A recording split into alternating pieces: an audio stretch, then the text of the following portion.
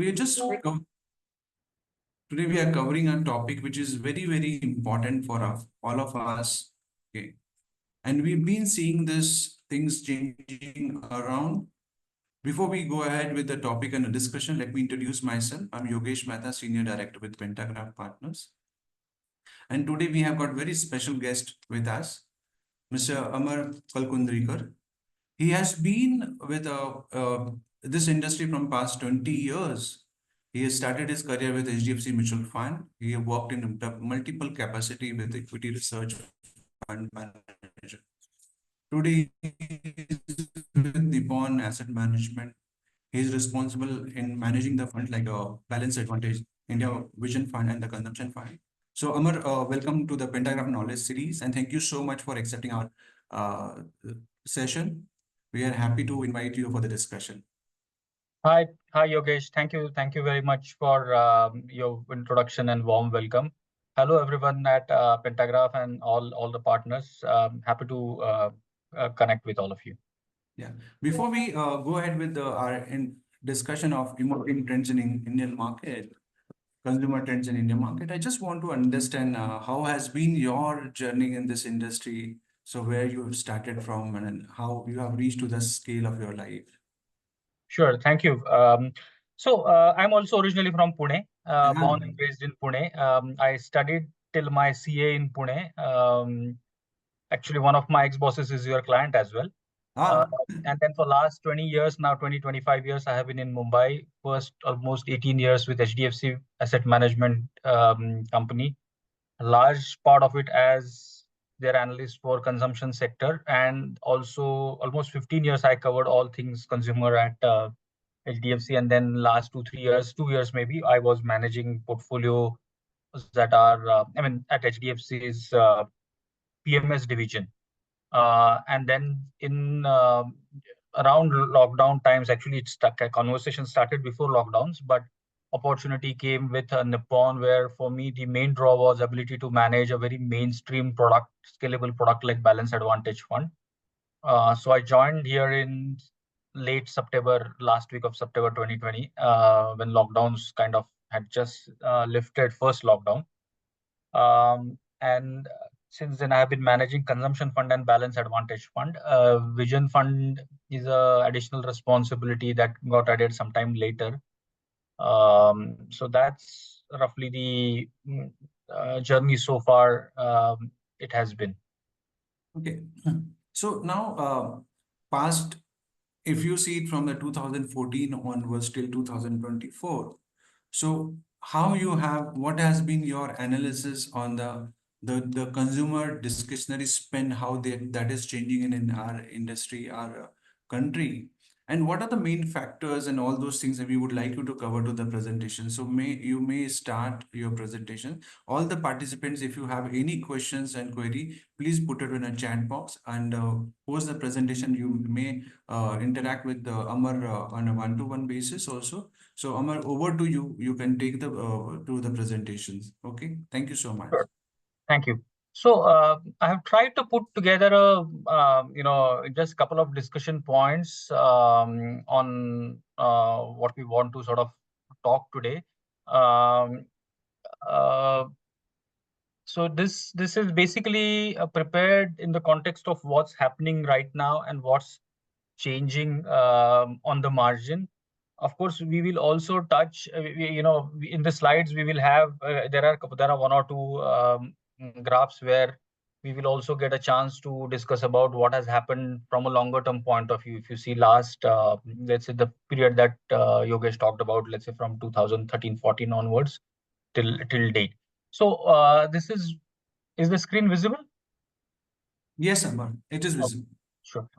All right. So this is how the let's say 60,000 feet picture looks like. Mass consumption has been slow post COVID. It has remained slow, and no material pickup has happened in particularly smaller ticket size mass consumption items. If you see the GDP data, private consumption, which is roughly 60% of GDP, actually that has grown very slow during this financial year. I mean, it barely grew 4%, which is probably the lowest it has been in last 2 decades.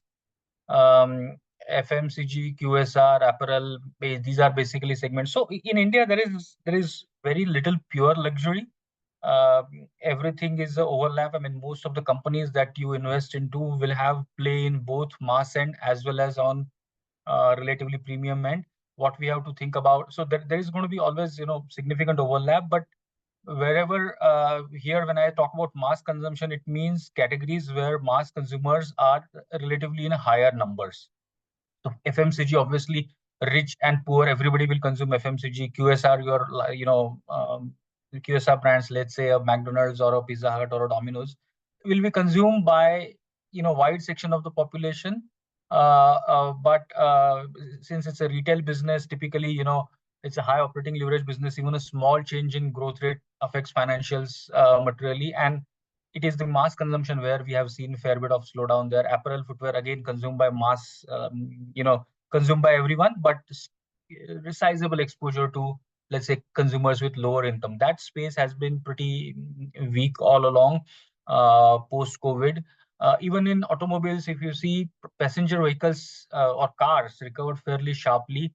Your FY24 car volume would be higher than the last peak, which was basically pre-COVID peak of FY19 by sizable number, sizable double-digit number. But on the other hand, two-wheeler volume growth, two-wheeler volumes in FY24 are still below FY19 peak. They have started moving only recently from last Diwali that we have begun to see some decent volume uptick. Again, same situation. The mass consumers, two-wheelers is a obviously it's reasonable to say that skew towards lower income consumer would be higher in two-wheeler than in passenger vehicle, and that same thing is planning out. On the other hand, categories that cater to relatively affluent consumers, your hotels, airlines. So now hotels, airlines, hospital, these are, I mean, airlines, obviously there are only a few in a country, but hotels and hospital, these are typically listed space is what we are talking about. These are branded plays and typically relatively more expensive alternatives versus non-branded or, let's say, family run shops. So these are typically consumed by more affluent consumer that has continued to see robust demand. And why this has happened, why is there this dichotomy of what is being talked about as K-shaped recovery? So lower income consumers, the, let's say, the lower line of the K alphabet is where the struggle has happened, and they have gone a little bit downwards, and the upper income consumers, which the upper, let's say, line of K, have improved. There are various reasons. I mean, these are all rationalizations or hypotheses. One is, of course, COVID-related stress, the aftermath of it. People had lost job, people had medical expenses, a significant dip or exhaustion of savings. When they got their jobs back, inflation came back very sharply. In general, blue collar wage growth has been fairly low. So post COVID, maybe 2 3 years, wage growth was relatively low. The new job creation was very low, and which is why wage growth was running way behind inflation, as well as there was some stress in agriculture. On the other hand, besides these demand factors, there were some supply factors also in play. Some of these consumer companies had overutilized their margin lever or pricing lever to shore up bottom line when top line growth was relatively modest. This is particularly pertaining to, let's say 2015, 18, 15 to 20 phase, or maybe even 22 phase, which they retained a lot of benefits like GST. They raw material deflation benefit, they completely ate up. What it meant is that a lot of consumer companies saw meaningful expansion in margins, let's say from 2013-14 till 2021. And that allowed unorganized sector to make a comeback to with a more reasonable pricing. This is sort of what explains, and on the other hand, why premium consumer consumption has kept going up. I mean, premium consumer or relatively upper income consumer never really suffered any income loss during COVID. They, in fact, in the first 1 or 2 years, they had savings because certain kind of expenses were postponed, and then there was massive wealth effect because land, share prices, all your asset classes went up. So whoever had asset had that genuinely higher income, as well as the wealth, the confidence level going up, confidence booster that wealth effect gives, which is why premium services have continued to do well, whereas mass has struggled. But I think this picture is now about to change. The factors that cause stress are all receding in my view. Inflation is now getting under control. Rabi output this year is reasonably good. Whenever you have sort of, there is a concept called term of trade, which is a ratio of agri inflation, or let's say food inflation to non-food inflation. If that ratio starts slightly improving, it essentially means farmers are seeing inflation more in their output prices than their input prices. So that is also happening right now. There is, with manufacturing sort of picking up, capex picking up, infra development keeping up, some amount of job creation has begun. So I think our net call at this stage is that from a 2 to 3 year point of view, mass consumption should recover. This is Okay. These are some of the slides that I have put together. I mean, some charts which might help at the summary points that we made. This is again Naukri, which is a very large website of job seekers as well as recruiters. We are seeing some amount of uptick or improvement there around this time. So that's one. Secondly, this is what explains real rural income growth. So last 2 3 years, real rural income growth has been relatively modest. This is a slightly dated chart, but that chart now in this financial has actually improved, which is this explains the stress at mass level in consumption. But I think the picture again there is changing. This is the salary growth in BSE 200 companies. So now typically these are all large corporates. Jobs here are, even if they are um, workman kind of jobs, they will be reasonably stable jobs and well-paying jobs. So well-paying, well-earning consumers have continued to do well throughout this COVID phase. That's the takeaway from this slide. And this is uh, the question will come up later, but I will take a second to explain this slide. Now, the yellow line is investment growth in the economy, and blue line is personal consumption. I mean, these are proxies, but blue line is consumption, yellow line is investment, very, very broadly. Everyone talks about, the fact that investment phase in India is finally begun. Capex is happening, real infrastructure development is happening. Why should you be focused on consumption? Answer is very simple. Investment growth does not happen at the cost of consumption growth. It supports consumption growth with a lag. What happens is when you have higher investment, essentially it leads to more job creation. It leads to higher, more value add locally, which means, more factories, more jobs getting created here, and more income in the hands of people. Therefore, um, uh, as this story or this movie played out in 2007-8 also. The line that this whole circle here talks about the phase of, let's say, last cycle, which is 2004 to 2008-9, when investment, the yellow line, went up very sharply, but it lifted consumption line also up. Later, investment slowed down, but consumption remained reasonably resilient. The fall that you are seeing towards the end is essentially COVID fall. So that's that's uh, that's not I mean, it has a different explanation. Yeah, this is the slide that I was thankfully I have this slide. Real rural wages are now picking up. Now, what's happening on the valuation side? See, if you see this on the consumption space, if you speak with any portfolio managers or sort of those following stock markets regularly, one of the reference used to be that consumption space is very expensive, multiples are very high. That was true to some extent, especially in 2014 to 19 phase. See, this was a phase when consumption already had slowed a little bit, but multiples went up very sharply, and there was a context to it. Many other sectors in the industry had become very challenging. Banking was going through its own cleanup phase. Pharma companies had seen serious amount of generic price erosion in that 2015 to 19 phase. Metal companies were struggling uh, and were saddled with heavy debt. Cement was having some kind of challenges. So essentially, IT and consumer were the only two parts which were doing reasonably okay, and which is why multiples expanded very sharply up to 2019. Since then, the absolute multiples of consumer sector have come down 10-15%, maybe 10 to 20%. This is also stock by stock, not necessarily across each and every stock. But at the same time, post COVID, all other sectors have seen meaningful re-rating.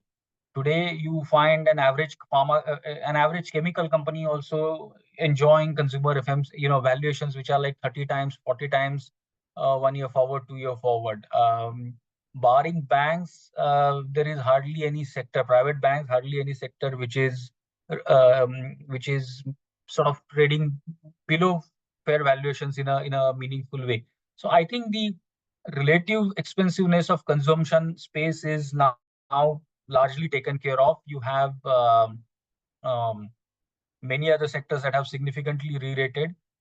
This 21-22 was also phased when interest rates went up sharply. Despite that, consumption has not seen material correction in multiples. Now we are at a stage where we have again begun talking about rate cuts in the US as well as elsewhere. So I think the consumer valuations have gone through that test, and on a relative basis, valuation of the space now is much saner than it was earlier. So net, I think we think that consumption thematic should have a reasonable decent play going forward. In general, our focus has been on discretionary side of consumption, which is, and I'll come to a little bit about our product later, but discretionary is where, um, as your incomes rise, it is discretionary side of the consumption that sort of grows in a meaningful way. Your basic staples consumption or basic necessity consumption remains reasonably stable. All premiumization, everything is generally part of discretionary. That is a secular trend, but I think for next 2 to 3 years, 2 years at least, I think mass consumption recovery is another trend that we should witness. And therefore, with valuation having relatively become quite reasonable to attractive, and we sort of in a cyclical upturn, I think consumption space deserves to be a part of investors' portfolios. Now, you will, you will, after all this, I mean, one of some of you will ask this question that consumption, ये तो मतलब बहुत सालों से हम लोग सुन रहे हैं India's consumption story, demographics and all. What is new about it? It is true that there is nothing new about it, but when you look at the portfolios, is this adequately reflected? Is my question. This consumption space is a reasonably wide, heterogeneous space that allows sufficient diversification within the consumption space itself. And if you look at the AUMs at industry level, consumption thematic in AUM is amongst the lowest in all thematics: banks, infra, pharma, and then comes consumption. Whereas consumption probably is the widest theme. So maybe we guys have not done sufficient explaining the beauty of this thematic, which is what we are now doing. And with that sort of in mind, let me introduce you very briefly to the product that I manage, which is consumption fund here. Just one sec, let me.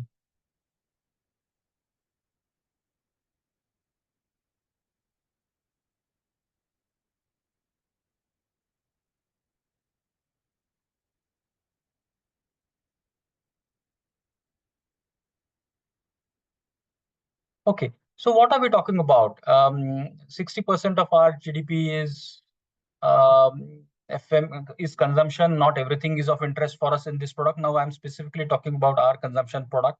We are looking at categories. We are interested in categories which sell on the basis of brand. I mean, which are end consumer categories, but which sell on the basis of brand. The company that you are looking at has some pricing power, and there is a growth outlook. These are the filters that we look at. And when you apply these filters, what you find is that consumption space is a reasonably wide space.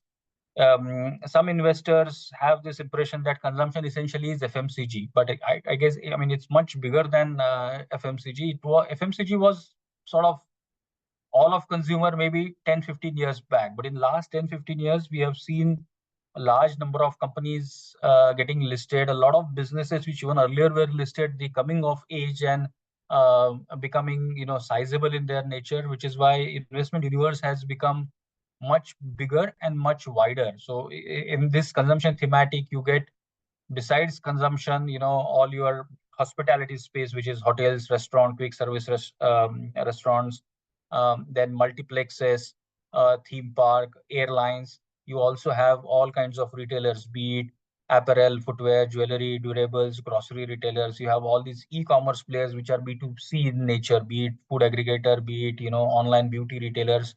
Entire home improvement space comes under it. Again, categories like paints, tiles, fans, AC, these sell on the basis of brand, and people are willing to pay a little bit premium for brands, which is why they are proxy consumer, or they are consumer categories. Then you also have retail financial products like credit card, etc., travel, tourism, even hospitals, diagnostic services comes under this. So this is a reasonably wide space, and heterogeneous space. So if you see last 5 years, uh, what has helped, in a thematic like this for us to be able to deliver kind of decent performance. Honestly, it is the beauty of this thematic. You have these five, six, seven different sub segments within it, which cater to different consumers' income levels, different which are industries in different stages of their own evolution, and therefore you are able to opportunistically, change weights or allocate weights within different segments, and avoid segments where, or at least keep lower weight to segments which are uh, sort of facing challenges. Unlike some other thematics, let's say banking or IT, this is a fairly heterogeneous segment, by which is the whole beauty of it. So it's a reasonably net takeaways. It's a reasonably wide and heterogeneous thematic with growth attributes, all of them, true to level consumer businesses. um, Okay. So when we were chatting before this conversation, before we started the Zoom presentation, we were talking about, how consumption has evolved between emerging countries. Let's say in China, as incomes there rose very sharply. I don't have data about China, but I have some data about which compares India with a developed country. So this is the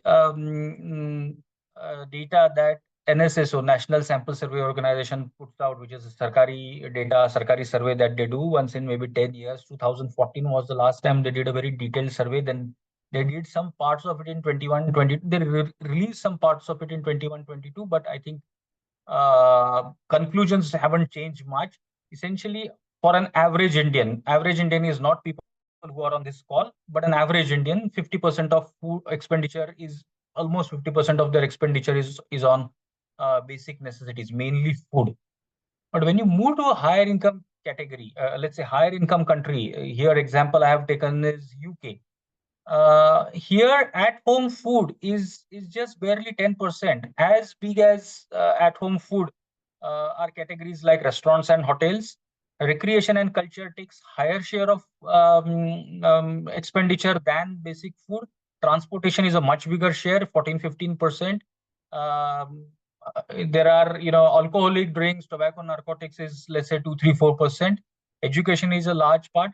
But and when you look around yourself, what is the difference between, a low income household and a high income household? The difference in terms of their spending pattern, it's mainly at discretionary level. The basic necessities, FMCG consumption doesn't grow beyond a point. The scope for premiumization within it is beyond a point limited. So from a longer term point of view, discretionary consumption is where we are is where opportunities are maximum. Uh, and if you see our portfolio, let's say last 2, 3 years, we have had reasonably higher exposure to discretionary services. It is only in last 6 months where I feel the risk reward has become very favorable for mass consumption companies, in which FMCG is a fairly large part, followed by QSR, and followed by auto and QSR, where we think that risk reward has become very reasonable from a next 1 to 2 year point of view. We have increased our exposure to this mass consumption products, or let's say necessities, relatively speaking. But longer term opportunity is discretionary, and we are cognizant of that. Essentially, our eye is on how consumer wallet gets spent, and our portfolio will evolve basis that basis, how that evolution is also, of course, priced into share prices. These are some of the trends, but all of this is known to you guys, so I will not really dwell much time on it. If there are questions, we will come back to it. Okay, so net, to conclude, I think consumption thematic deserves a special allocation in your core equity portfolio on its own, because in any diversified portfolio, the extent of allocation, you play the pure consumption thematic barely to the tune of 20%, 20 max 25, whereas this is the relatively less capital intensive, less cyclical, less regulatory interference segment of the market that, of course, enjoys higher valuations historically. So price you pay is slightly higher, point taken, but these are secular growing businesses. And with our GDP per capita having crossed that $2,500 threshold, I believe we should see accelerated growth in many discretionary categories. Besides the fact that today, right now, even in mass consumption, there is an opportunity from 1 to 2 year point of view. This is, I guess, I'll take a pause here. And if there are any questions, maybe we will dig deeper into each of these arguments. Thank you so much, Amar, for such a detailed talk on the consumption trend. So, Amar, first question I would like to ask you, do you still recommend that consumption as a fund should be part of the core portfolio or it should be part of the satellite portfolio? Considering that it is a thematic fund and there could be volatility because it's a thematic fund around it. Sure. Thank you. Thank you for asking that question. So I recognize why investors or advisors consider thematics as some, quite often they don't consider it as a part of core portfolio. And but my humble submission is, don't see it through the narrow lenses of some other sectors or thematic. It's a reasonably wide secular theme. See, I'm not. It is not a cyclical sector to that extent, or at least if there are cyclical parts within consumption, you are able to balance it out through diversification. There is no need to consider entry and exit. Why do you think of thematics or sectoral funds as non-core? Because there is need to do timely entry and exit. I Correct. don't think that is a necessity here. This is a play on our rising incomes, rising aspirations, rising brand consciousness. What are we investing in? We are investing in branded goods and services categories that are of leadership nature, enjoying pricing power. So, my submission is that it should be a part of consumption. I mean, your core portfolio. Generally, this thematic hasn't received sufficient communication from our side, and that is the reason why still it is being considered with some other cyclical thematics. Okay, thank you so much. So we have our first questions from Mr. Rahul. So he wants to understand how when we move from a 2,500 per dollar per capita income to, let's say, 5,000 by 2030. So how the consumption trend within the luxury and the non-luxury item will spread over the period of time. Sure. So, what will happen? Thank you, Rahul. So, what will happen is essentially uh, the the products or categories that cater to higher income consumers will grow much faster because the base is very small, and the increase of new consumers in that category will be of a very large proportion. See, if luxury products are being consumed, maybe let's say by 10 million or 1 million, 5 million consumers of India, if that number doubles, practically demand also kind of has a possibility of doubling over that phase. On the other hand, as you come down on the premium, or let's say pricing ladder, in mass consumption items, demand growth will be relatively much lower. So luxury as a theme will grow meaningfully in India. The challenge is luxury doesn't have too many direct um, proxies in the listed space. A lot of luxury gets captured also in global brands. So what are, let's say, luxury in Indian context where you can invest? There is a jewelry brand which sort of qualifies for luxury because typically ticket size of jewelry is above 1 lakh. So let's call it luxury. There are some very super premium hotel brands, but the problem is they sit with a lot of other brands within the group. Hotels is one area.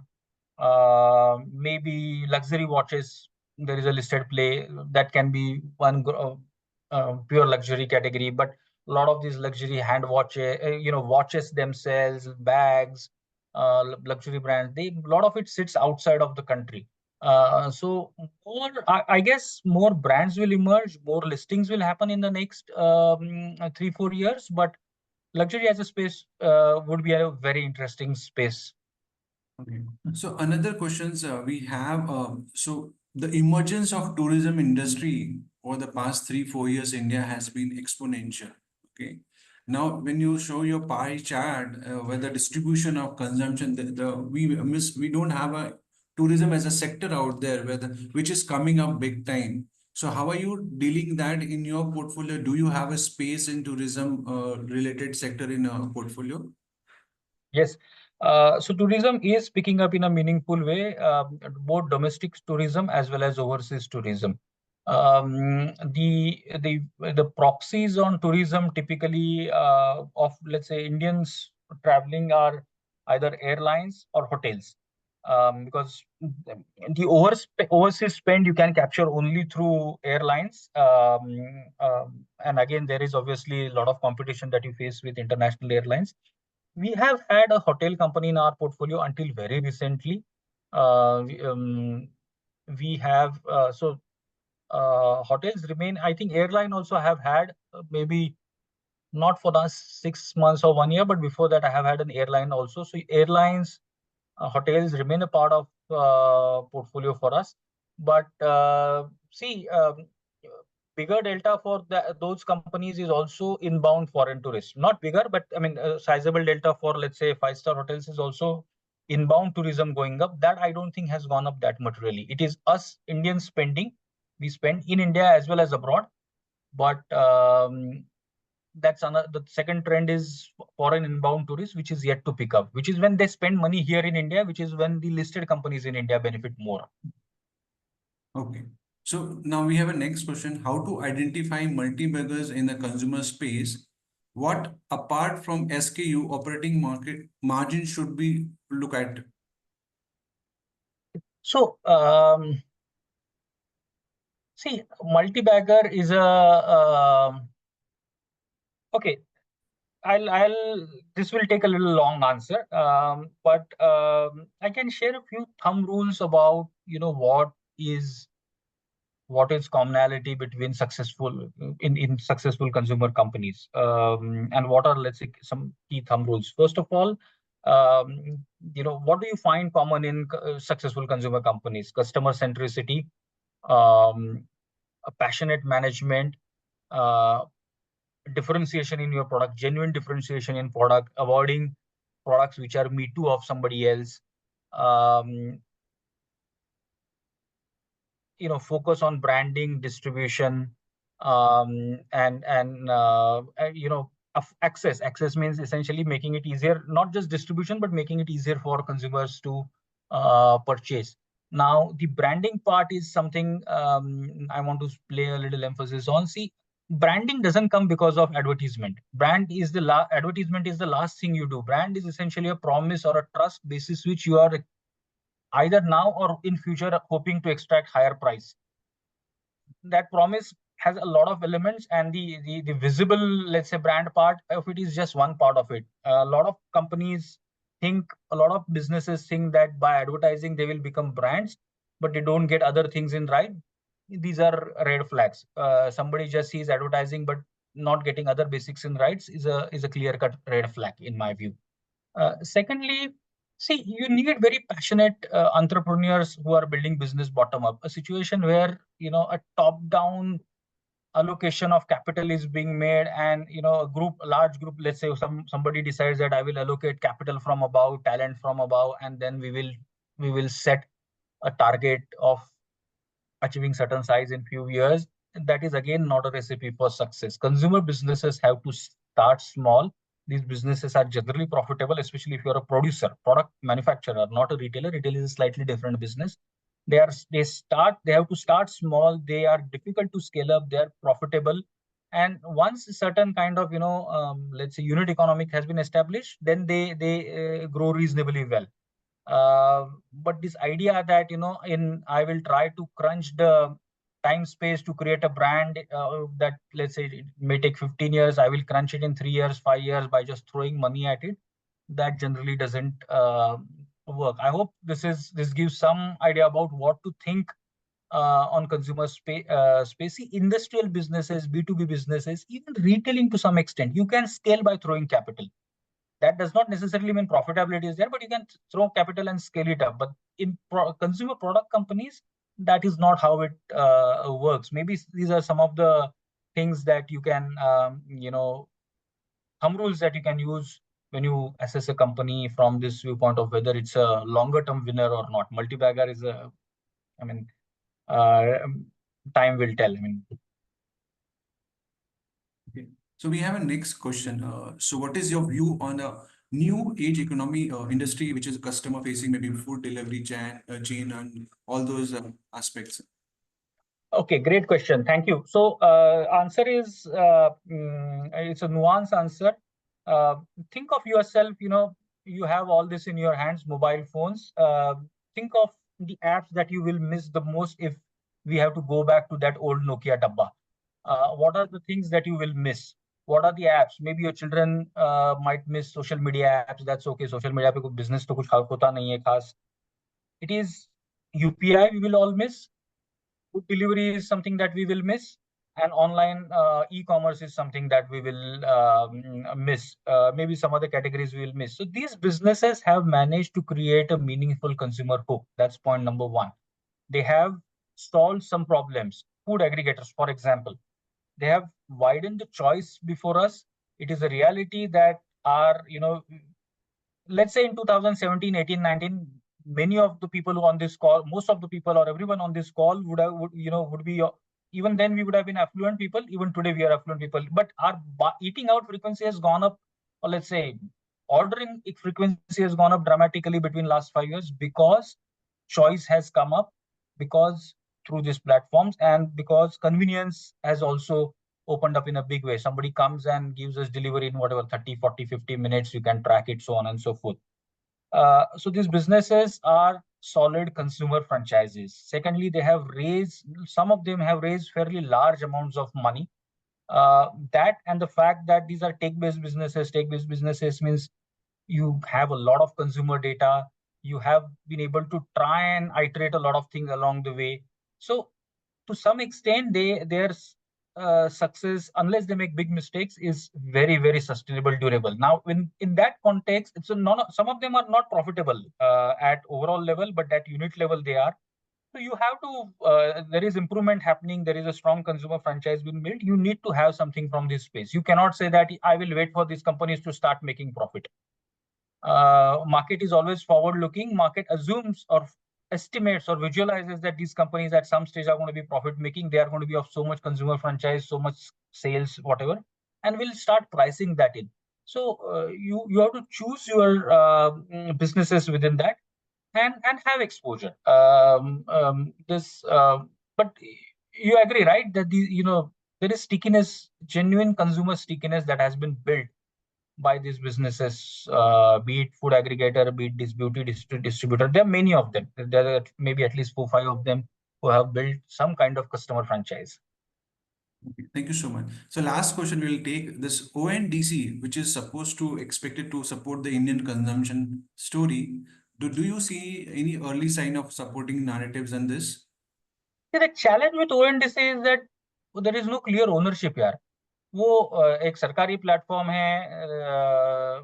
Businesses are plugging their themselves into it, and there is a service provider, delivery boys का कोई company, I mean rider companies are plugging themselves into it. Who do I catch if something goes wrong? Who do I how my something goes wrong, how my refund will get addressed, how will I track consumers?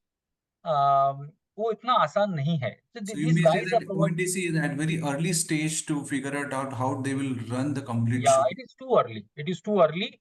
And but I'm skeptical if they would turn out to be a big risk to either online e-commerce companies or online food aggregators. I have my own doubts.